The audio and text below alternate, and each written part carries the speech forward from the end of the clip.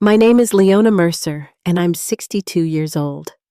I raised my son Michael by myself after my husband died, working double shifts as a nurse to give him every opportunity. All those years of sacrifice felt worth it to see the wonderful man he became. Or so I thought. Last Christmas, I arrived at his beautiful home, arms loaded with homemade dishes and carefully wrapped gifts. But instead of the warm welcome I expected, my son blocked the doorway, his face cold as stone. "You are not our family anymore," he said. "Go away." Behind him, I saw his wife, Catherine, smirking. I'm curious to know where you're watching from today. If you've ever experienced family rejection, please hit the like button and subscribe to our channel.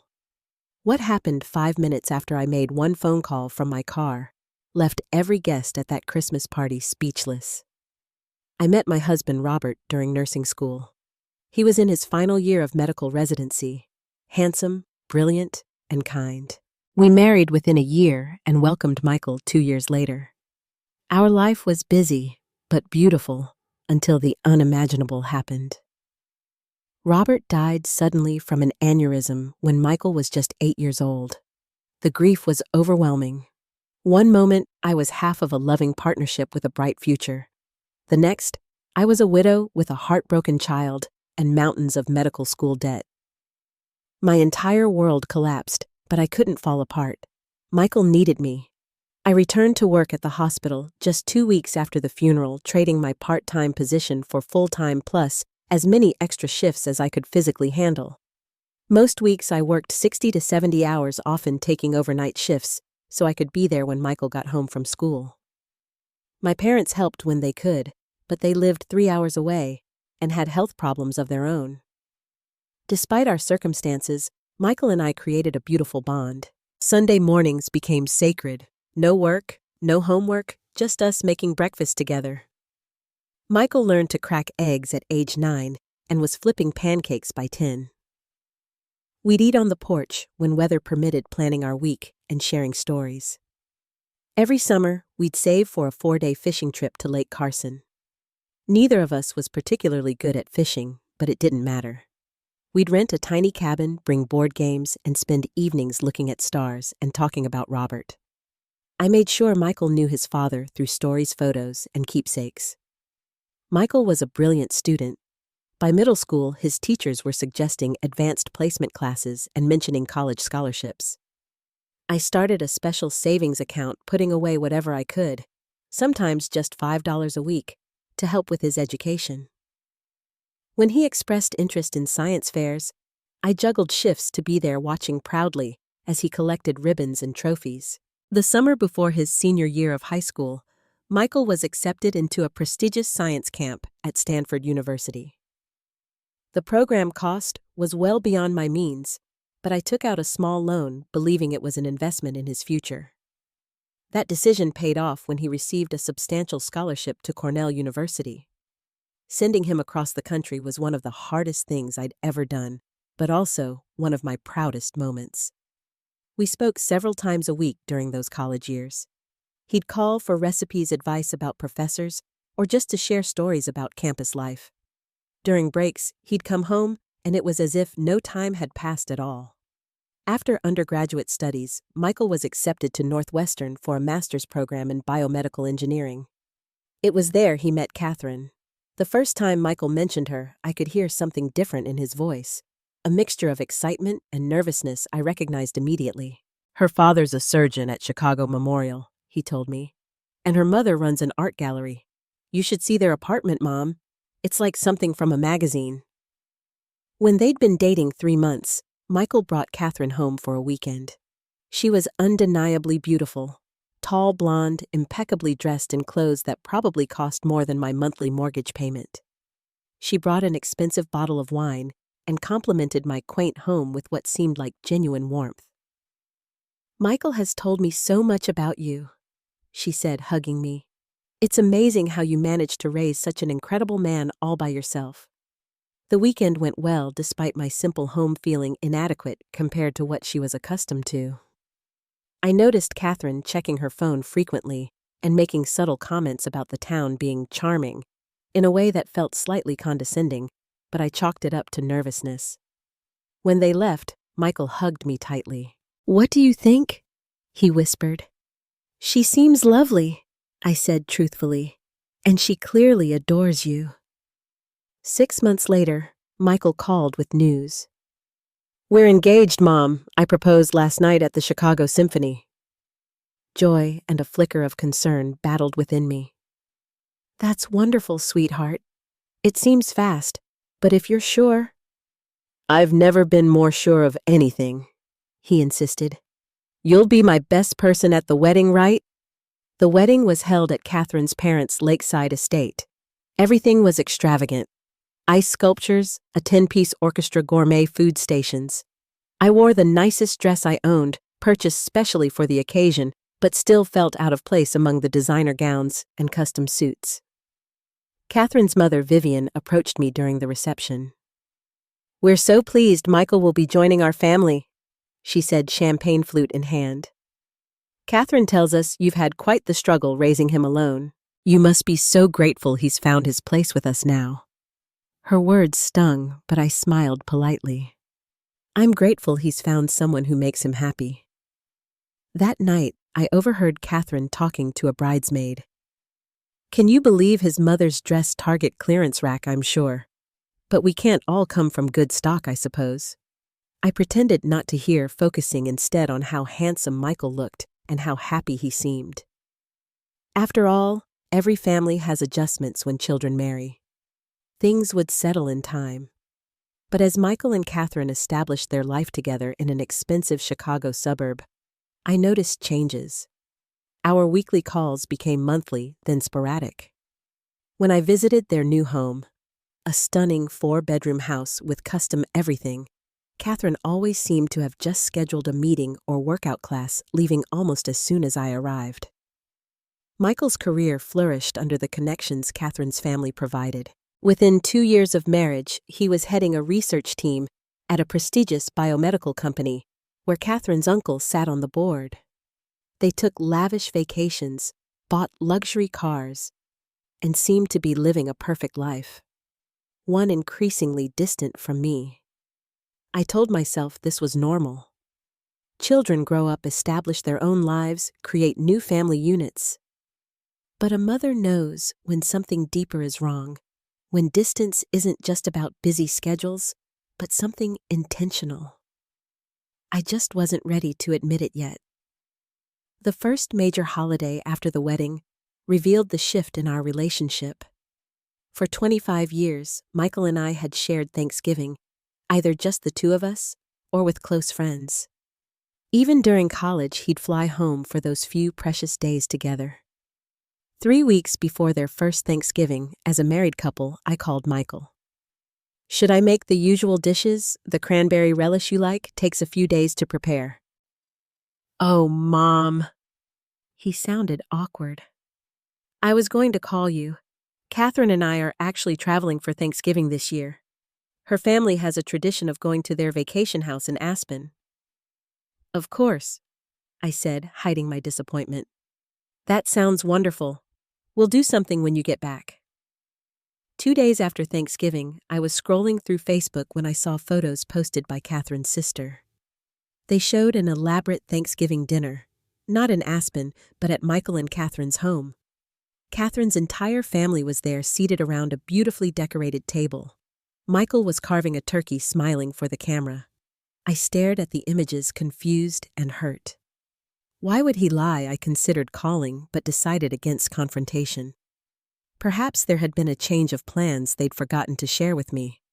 But similar scenarios began repeating. Plans would be canceled last minute. Invitations would come with conditions. "Mom, can you not bring up that story about my science fair? Catherine thinks it's embarrassing." Or, "Mom, Catherine's family will be there, so maybe don't mention the double shifts you worked." When I did see them, Catherine's comments became increasingly pointed. During one visit, she noticed a photo of Michael as a teenager on my mantel. "Look at those clothes," she laughed. "Michael, your mom really couldn't afford better than that. You look like you shopped at a thrift store. We did sometimes, I said quietly. We managed just fine with what we had. Catherine wrinkled her nose. Well, thankfully, those days are behind us. My attempts to connect with Catherine through shared activities always fell flat. I invited her to cook with me thinking we might bond over preparing Michael's favorite dishes. She arrived late, spent most of the time on her phone, and made faces at ingredients I'd been using for years. No wonder Michael had digestive issues growing up, she remarked, eyeing my homemade marinara sauce. All that processed food, we only use organic now. Michael had never had digestive issues. This became another pattern. Catherine remembering problems from Michael's childhood that had never existed. When Catherine announced her pregnancy, I was overjoyed. A grandchild, a new generation to love. I immediately began knitting a baby blanket and planning what wisdom I could share as a nurse who'd worked in pediatrics for several years. Emma was born on a spring morning. Michael called from the hospital, sounding exhausted but elated. She's perfect, Mom. 6 pounds, 7 ounces. I can be there in 2 hours, I said, already reaching for my overnight bag. Actually, Michael hesitated. Catherine's parents are already here. The recovery room is pretty crowded. Maybe wait until they're home. 3 days passed before I was allowed to visit my new granddaughter. When I arrived with gifts and the handmade blanket, Catherine was resting while her mother held the baby. We're on a strict schedule, Vivian informed me. Catherine needs her rest, so you can stay for 30 minutes. Over the following months, every attempt to see Emma was met with reasons why it wasn't a good time. She's napping. She has a slight sniffle. We just got her down for the night. My offers to babysit were politely but firmly rejected. At Emma's baptism, I discovered I wasn't included as a grandparent in the program. When I mentioned it to Michael, he looked uncomfortable. Catherine's parents contributed to the ceremony. They're listed as the official grandparents. I confided my growing concerns to my sister Patty and my best friend Doris over lunch. I feel like I'm being erased from their lives, I admitted. But whenever I bring it up, Michael says I'm being too sensitive. Give them space, Doris suggested. New parents get overwhelmed easily. Patty was less diplomatic. That girl is isolating him from you. Classic manipulation tactic. I don't want to believe that, I said. I just want a relationship with my son and granddaughter. Start documenting everything, Patty advised. Dates, times, what was said. If there's a pattern, you'll see it clearly on paper. I dismissed her suggestion at first, thinking it too dramatic. But as the distance grew, I found myself starting to keep notes, if only to make sure I wasn't imagining things. I didn't realize then how important those records would become. The first birthday party for my granddaughter Emma should have been a joyous occasion. Instead, it became another painful milestone in my growing estrangement from Michael's family.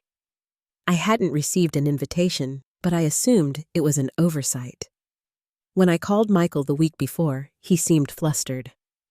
Oh, the party. Right. It's just a small thing, Mom. Mostly Catherine's friends with kids. I'd love to come and help, I offered.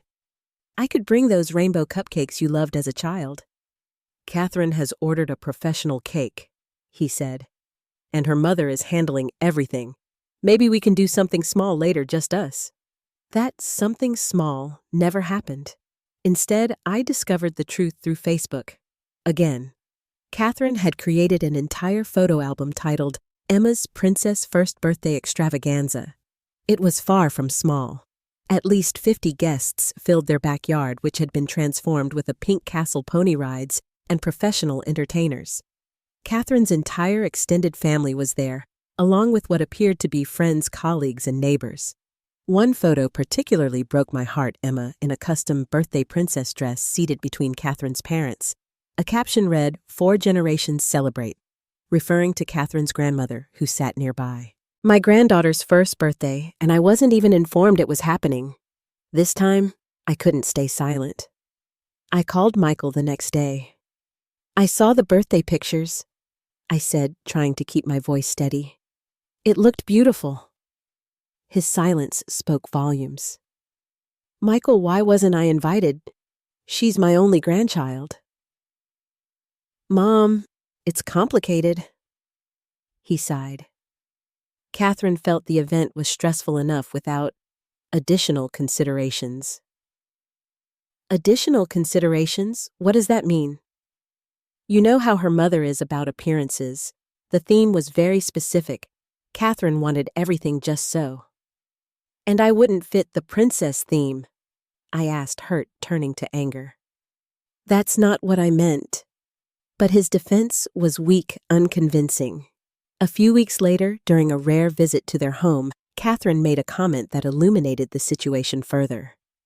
While Michael was out of the room, she adjusted a framed photo of Emma with her parents. It's so important for Emma to have proper influences, she said casually. People who understand the world she'll be moving in. Doctors, lawyers, successful business people. Children need all kinds of influences, I countered. People who'll love them unconditionally teach them compassion and resilience. Catherine's smile didn't reach her eyes. Of course, but they also need to learn standards. Michael had so much catching up to do coming from, well, you know. The implication was clear. My son's upbringing had been deficient. I wasn't the right kind of influence for their daughter. The campaign to minimize my role in Michael's life extended beyond Emma. Catherine began subtly rewriting history, making comments when friends were present. Michael tells me he practically raised himself while you were working, she said during a dinner with their neighbors. So independent from such a young age. I started to correct her. Michael had never been left unsupervised even with my grueling schedule, but my son jumped in before I could speak. Catherine's right. Mom was rarely home. I learned to be self-sufficient early. It was as if he was describing a childhood I didn't recognize. In his retelling, he was a neglected child who had succeeded despite his upbringing, not because of it. More concerning were the memories Michael began to share. Events that had never happened. Remember when you forgot to pick me up after soccer practice and I walked 3 miles home in the rain? He mentioned once. Michael, you never played soccer? I said, bewildered. You were in science club and debate team. He looked at me strangely. Of course I played soccer. Catherine found my old team photo in a box just last week. I later discovered the team photo was from a one-day charity event his company participated in, as an adult. During a family gathering at Catherine's parents' home, I overheard something that chilled me to the core. Michael was speaking with Catherine's father and a colleague. No, I'm the first in my family to attend college, Michael was saying. My mother. She passed when I was young. My father raised me alone. I froze in the hallway, unable to process what I'd heard. My son was telling people I was dead. The mother who had worked herself to exhaustion to put him through college didn't even exist in his narrative. Later, when I managed to speak with him alone, I confronted him. Michael, I overheard you saying I was deceased. Why would you tell such a lie? He had the decency to look ashamed. It wasn't like that. They misunderstood. I was talking about how Dad died when I was young. But I knew what I'd heard. The question was, why, what was happening to my son? To us? Patty's words echoed in my mind. That girl is isolating him from you. I'd dismissed it as overprotective sister talk, but now I wasn't so sure. The pattern was becoming impossible to ignore. That night, I added another entry to my growing documentation, Michael telling colleagues I'm deceased, August 15th during barbecue at Catherine's parents' home. The evidence was mounting, but I still wasn't prepared for what would happen at Christmas. After months of limited contact, Michael's Christmas invitation came as a surprise. An actual printed card arrived in my mailbox in early December, featuring a professional photo of their family in coordinating outfits. Join us for holiday cheer, it read in elegant script. December 25th, 2 p.m. I called Michael immediately, my heart lighter than it had been in months. Thank you for the invitation, sweetheart. I'm so looking forward to it. Catherine thought it would be nice to have everyone together. He said, his tone neutral. Her parents are flying in from their winter home in Palm Beach. Is there anything I can bring? My cranberry cheesecake or the Swedish meatballs you always loved? Actually, we're having the event catered, but you could bring a bottle of wine if you'd like. Despite his lukewarm response, I was determined to make this a special occasion. I spent weeks searching for perfect gifts. A handcrafted wooden train set for Emma, a leather-bound journal for Michael, and a cashmere scarf for Catherine. I wrapped each with care, adding handwritten notes expressing my love. I also prepared food despite Michael's discouragement. Christmas cookies from his grandmother's recipe, the cranberry cheesecake he'd always requested for special occasions, and homemade candy that had been part of our holiday tradition since he was small. Christmas morning dawned bright and clear. I dressed in a new red sweater and black slacks I'd purchased specially for the occasion, applied makeup carefully, and styled my hair. Looking in the mirror, I saw a woman trying her best. A 62-year-old nurse who had devoted her life to her son and her patients, now hoping for just a small place in her grown child's life. I arrived at Michael and Catherine's home at exactly 2 p.m., arms laden with gifts and food containers. The house was spectacular. Professional decorations adorned every surface, a massive tree glittered in the picture window, and elegant music flowed through outdoor speakers. Catherine answered the door, champagne flute in hand. "Leona, you made it!" Her tone suggested surprise, as if she hadn't expected me to come to an event I'd been invited to. "Merry Christmas," I said warmly, offering a container. "I brought a few treats, family recipes." Catherine took the container with 2 fingers, as if it might contaminate her.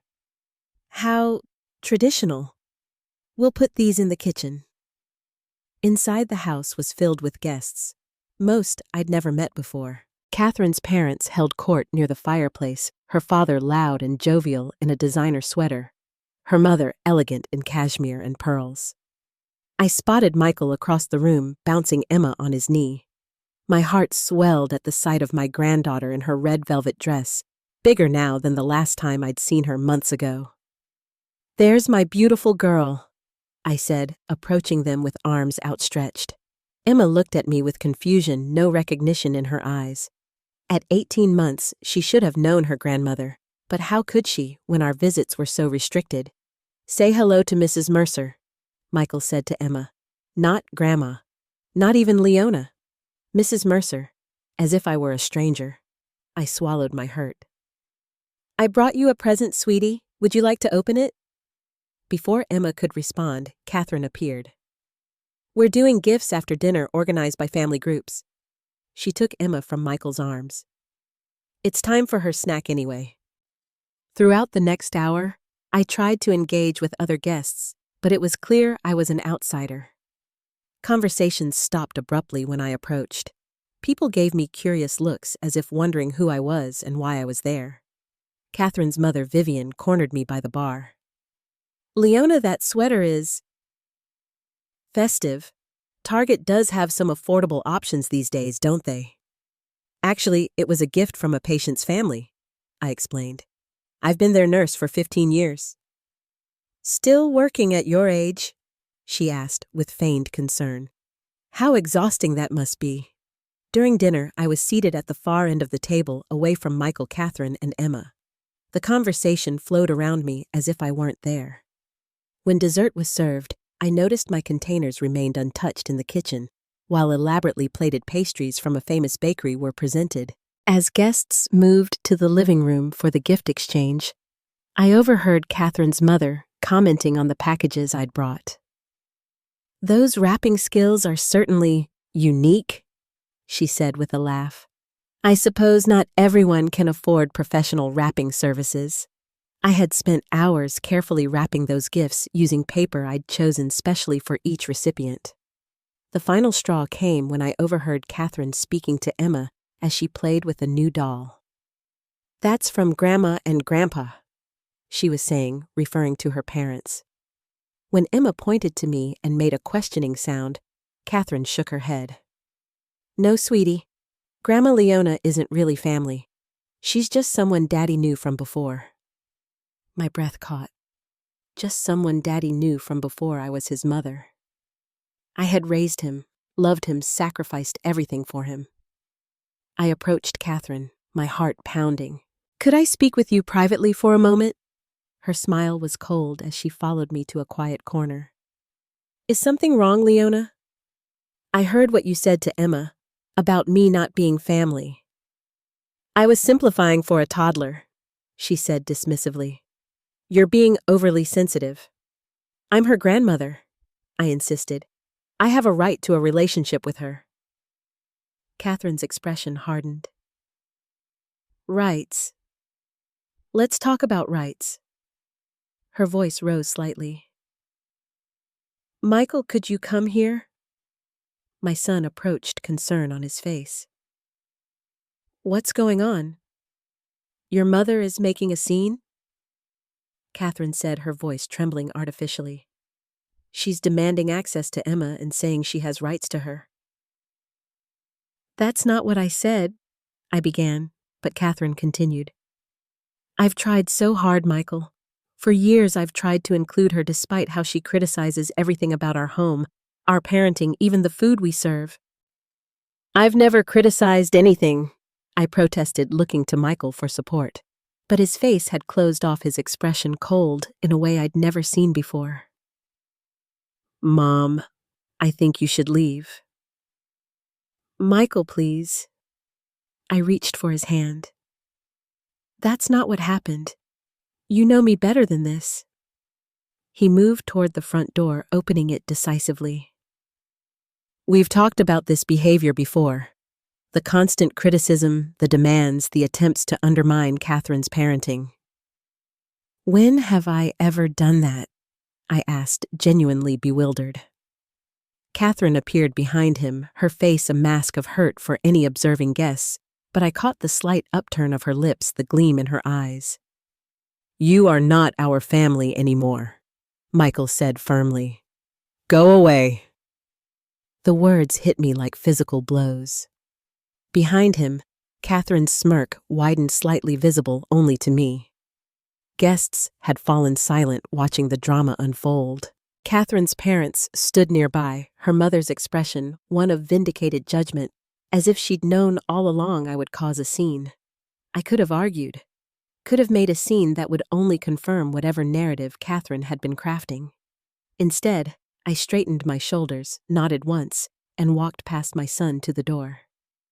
"Merry Christmas, Michael," I said softly. "I'll always love you." The door closed firmly behind me as I walked to my car, legs shaking, but head held high. Inside the vehicle, away from prying eyes, I allowed myself one deep, shuddering breath before pulling out my phone. I made one call, to my sister Patty. "It's time," I said when she answered. "Plan B." 5 minutes later, as I drove away, the truth was already beginning to spread through that Christmas gathering, dismantling the careful facade Catherine had constructed over years. I drove to Patty's house on autopilot, barely seeing the Christmas decorations that lit up the neighborhoods I passed. My mind kept replaying Michael's words. "You are not our family anymore." How could my only child, the person I loved most in the world, speak those words to me?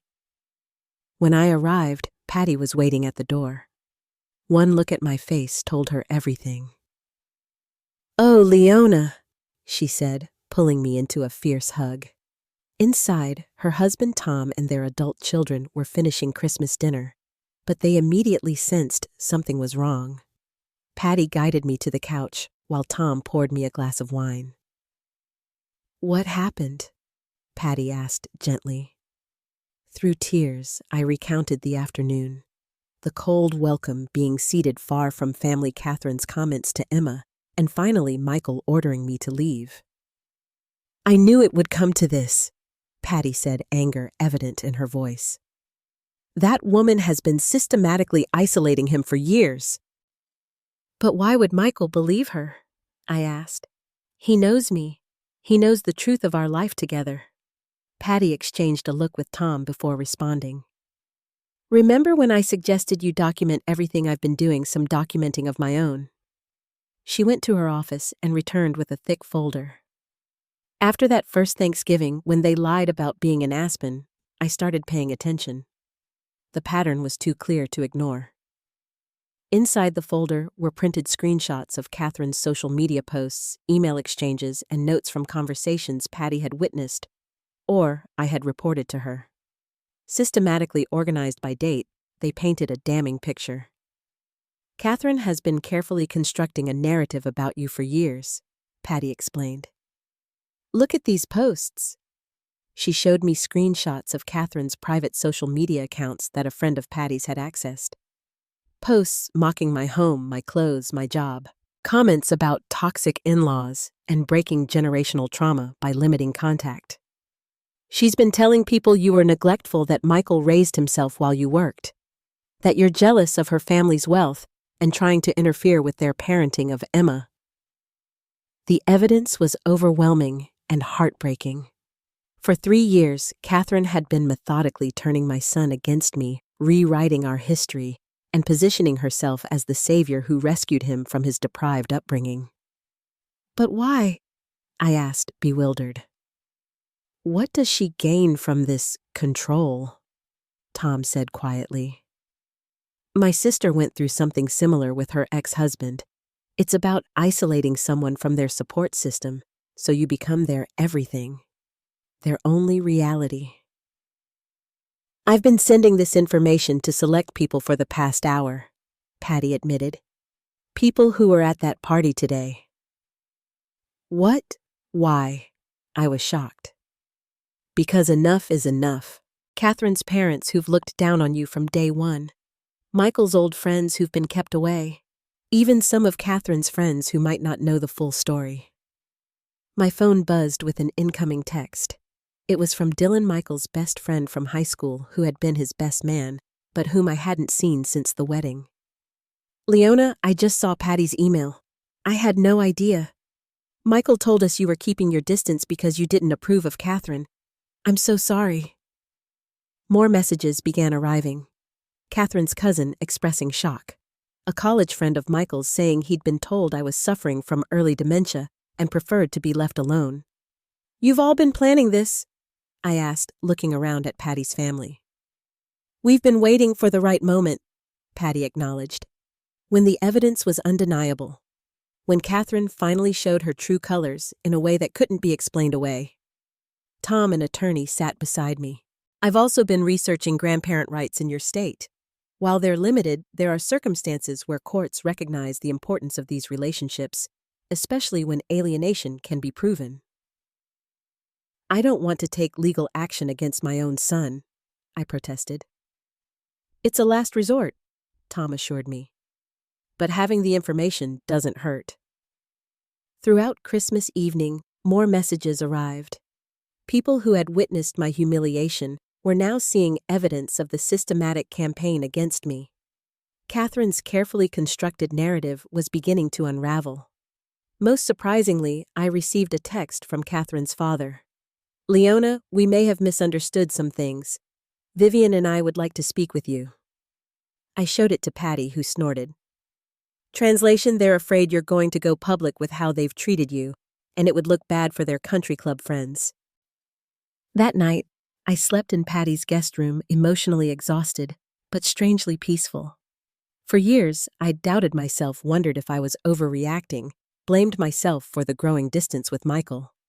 Now seeing the evidence laid out so clearly, I understood that while I wasn't perfect, the estrangement had been engineered, not accidentally developed. The next morning, I awoke to more texts and calls. Michael's old friends expressing outrage, Catherine's relatives who had always been kind to me offering support, and most significantly, a missed call from Michael himself. I wasn't ready to speak with him yet. The wound was too fresh, the betrayal too deep. Instead, I focused on what Patty had said last night before I went to bed. Now is the time to reclaim your life, Leona. Not as just Michael's mother, but as the strong, compassionate woman you are. For too long, I'd centered my existence around my role as Michael's mother. Perhaps now it was time to discover who else I could be. The days after Christmas passed in a blur of supportive messages and painful revelations. I stayed with Patty and Tom through the new year, needing their strength as the full impact of what had happened settled in. Michael called repeatedly, but I wasn't ready to speak with him. Each time his name appeared on my phone, my heart raced with a mixture of hope and hurt. Instead of answering, I sent a brief text. "I need time. I'll reach out when I'm ready." Catherine's parents requested a meeting, which Tom advised me to decline for now. "Any conversation should happen with witnesses present," he cautioned. "They're in damage control mode, not necessarily seeking reconciliation." The evidence Patty had compiled continued to circulate among people who knew us. Dylan, Michael's oldest friend, sent screenshots of conversations where Catherine had systematically limited Michael's contact with his former social circle. "She always had an excuse for why we couldn't get together," Dylan wrote. "Michael was too busy, or they had family obligations with her side. Eventually, most of us stopped trying." Catherine's response to the unraveling of her narrative was revealing. Rather than addressing the evidence, she posted vague social media statements about toxic family members and protecting her child from negative influences. She positioned herself as the victim, claiming my family was harassing her. In late January, I returned to my home and my nursing job. Colleagues who had heard conflicting stories about my relationship with Michael now approached with support. Many had met him during his childhood and teenage years when he'd visit me at the hospital and couldn't reconcile Catherine's version with the boy they had known. "He adored you, Leona," my friend and fellow nurse Judith said. "Anyone who spent 5 minutes with you two could see the bond you had. Something's not right with this situation." I threw myself into building a life beyond being Michael's mother. I joined a book club that met weekly at the local library. I volunteered at a community garden, finding unexpected peace in nurturing plants. I reconnected with friends I'd neglected during the years of trying to maintain a relationship with Michael and Catherine. 3 months after Christmas, an unexpected email arrived from Michael. "Mom, I don't know where to begin. I've been in therapy for the past month trying to understand how things went so wrong between us. The evidence Patty shared forced me to confront some difficult truths about my marriage and the person I've become. I've been looking through old photos and journals, and they don't match the narrative I've been living. I'd like to meet if you're willing. Just the two of us at a neutral location. I understand if you're not ready." After consulting with Patty and my therapist, whom I'd been seeing weekly since the Christmas incident, I agreed to meet Michael at a coffee shop halfway between our homes. Seeing him walk through the door, thinner with dark circles under his eyes, I felt the complicated surge of emotions only a mother can understand. Anger at his betrayal, concern for his well-being, and the persistent unconditional love that had defined our relationship from the moment he was born. He sat across from me, hands wrapped around his coffee cup. "Thank you for coming," he said, his voice hoarse. "I almost didn't," I admitted. "I wouldn't have blamed you." He looked up, his eyes red-rimmed. "Mom, I don't even know how to apologize for what I've done, for what I allowed to happen." "Why, Michael?" "That's what I can't understand. Why would you believe such terrible things about me, about our life together?" He took a shuddering breath. "It happened so gradually." Catherine would make comments, little things at first, wondering why we didn't have more family photos, suggesting it was strange you worked so much during my childhood. Then she'd remember things I'd supposedly told her, conversations we never had. "And you believed her over your own memories." "That's the thing. After a while, I wasn't sure what I remembered anymore. She was so confident, so specific with details. She'd say things like, 'Remember when you told me about waiting outside in the rain because your mom forgot to pick you up?' And I'd think, did that happen? Maybe it did, and I blocked it out." It's called gaslighting, Michael. Manipulating someone into questioning their own reality. He nodded miserably. "My therapist explained that. She also helped me understand why I was vulnerable to it. After Dad died, I was so afraid of losing you too. Catherine sensed that fear and exploited it, gradually convincing me you were unreliable, that I couldn't count on your love." "I gave you everything I had," I said quietly. "Every ounce of love, every minute I could spare. I know that now. He pulled out a small, worn notebook from his jacket. I found my old journal from high school. I wrote about how proud I was that you came to my science competition, even though you'd worked a double shift. How you fell asleep in the audience, but still managed to cheer the loudest when they called my name. Tears filled my eyes at the memory. You won first place. We went for ice cream after, even though it was almost midnight. Catherine told me that never happened, that I was confusing you with a friend's mother who took me. He shook his head. How could I have doubted my own experiences, my own mother? What about the Christmas party, telling me I wasn't family anymore? Michael's face crumpled with shame. Catherine had been building up to that for weeks.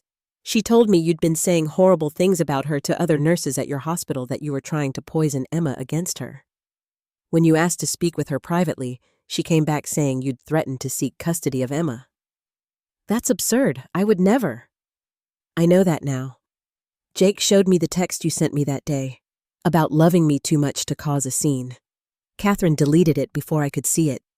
She deleted all your messages, filtered your emails to spam. I had no idea you were trying to reach me.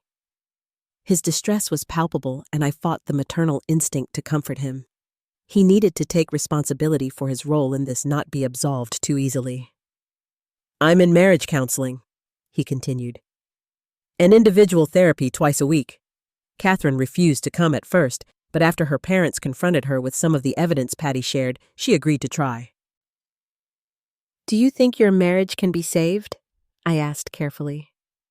I don't know. There's so much deception, so much manipulation. But there's also Emma. I can't bear the thought of not seeing her every day. Whatever happens with your marriage, I want a relationship with my granddaughter, I said firmly. She deserves to know her grandmother. Michael nodded. I want that too. I've already told Catherine it's non-negotiable. Emma asks about you now. I showed her photos of us together when she was a baby. As we parted that day, Michael hugged me tentatively. I don't deserve your forgiveness. Forgiveness isn't about deserving, I told him. It's a process for both of us. I love you, Michael. That never changed, but trust needs to be rebuilt. When Catherine learned of our meeting, her reaction was explosive. According to Michael, she threw his clothes onto their front lawn and changed the locks. She threatened to restrict access to Emma and called her father's attorney to discuss divorce. Her desperate attempts to maintain control only illuminated how much she feared losing it. Her parents, now fully aware of her manipulation, were less inclined to support her unconditionally, especially after meeting with me privately to apologize for their role in the estrangement. We believed what Catherine told us, Vivian admitted during our tense but necessary conversation. That you resented her for taking Michael away, that you were possessive and controlling. We should have questioned it, especially given how Michael always spoke about you before. The road to healing would be long and complex. Michael moved into an apartment and began the difficult process of divorce and custody negotiations. I supported him while maintaining appropriate boundaries, refusing to be drawn into the middle of their conflict. Most importantly, I continued building my independent life, one where being Michael's mother was an important part of my identity, but not my entire purpose. 1 year after that devastating Christmas rejection, my life had transformed in ways I never imagined. The pain hadn't disappeared completely. Such wounds never heal without scars. But it had evolved into something manageable, sometimes even instructive. My volunteer work at the community garden had blossomed into a leadership role coordinating a program teaching children about growing food. My nursing experience combined with my newfound passion for horticulture created something meaningful and entirely my own. The book club introduced me to Janet, a retired literature professor who became a close friend. We took a pottery class together, laughing at our misshapen attempts and celebrating small victories. At 63, I was developing new skills, forming new relationships, and discovering aspects of myself long subsumed by the demands of single parenthood and career. Michael's divorce from Catherine was finalized in October, a messy, contentious process that revealed further manipulation on her part. Financial records showed she had been diverting money from their joint accounts for years, creating a secret safety net for herself. The custody battle for Emma was equally difficult, with Catherine initially seeking full custody with only supervised visitation for Michael. The evidence of Catherine's manipulative behavior, along with testimony from mutual friends about her controlling nature, helped Michael secure joint custody. Emma, now 2.5, would split time between her parents' homes. Our relationship with Emma was rebuilding slowly, deliberately. Michael brought her to my house every Sunday for brunch, reestablishing a family tradition with a new generation. At first, she was shy, clinging to her father. Gradually, she began to warm up, accepting the books I read to her, laughing at the silly voices I used for different characters. By Thanksgiving, she was running to my door with excited calls of "Grandma," a sound that healed something profound in my heart. Catherine's parents surprisingly became allies in ensuring Emma maintained a relationship with both sides of her family.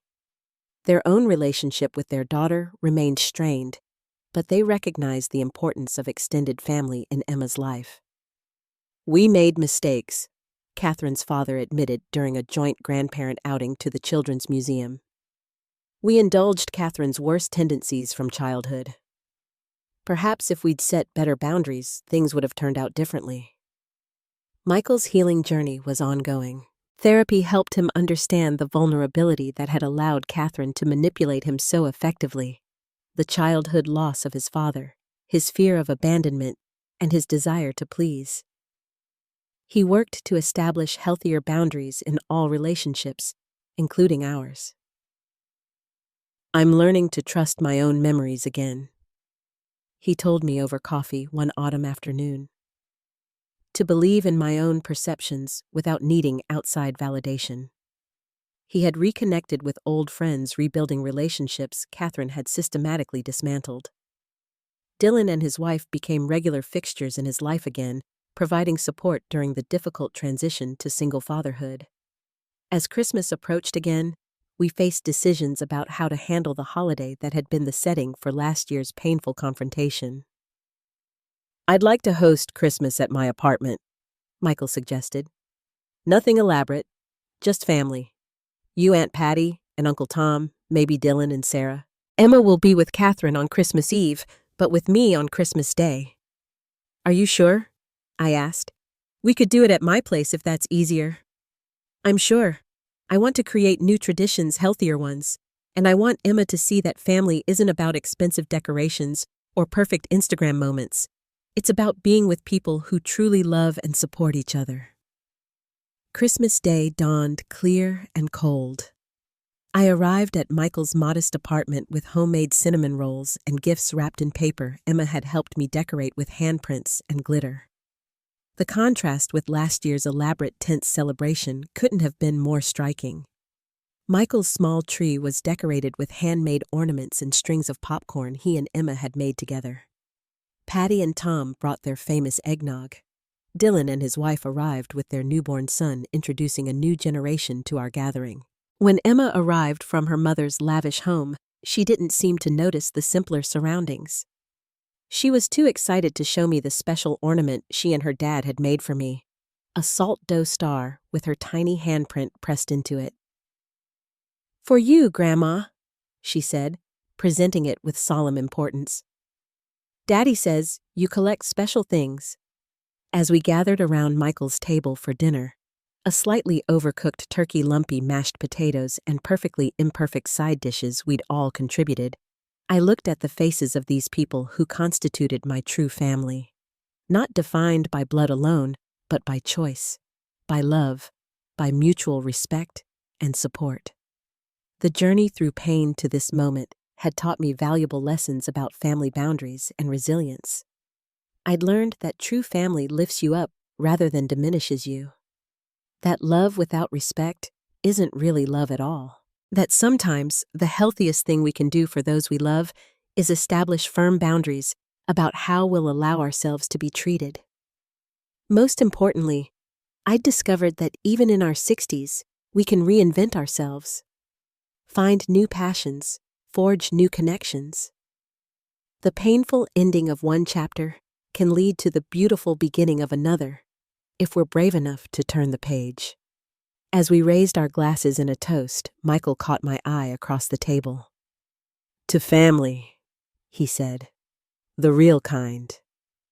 To family, we echoed the simple words carrying profound meaning for all of us who had weathered the storm together. If you've experienced family estrangement or are currently navigating difficult family dynamics, I hope my story offers some comfort and perspective. Remember that your worth isn't determined by those who fail to see it, and healing is always possible even when the path forward looks unclear. I'd love to hear your stories or thoughts in the comments below. If this resonated with you, please like and subscribe to our channel for more stories of resilience and healing. Share this video with someone who might need to hear that they're not alone in their family struggles. Thank you for being part of this supportive community where we can share our truths and find strength in each other's journeys.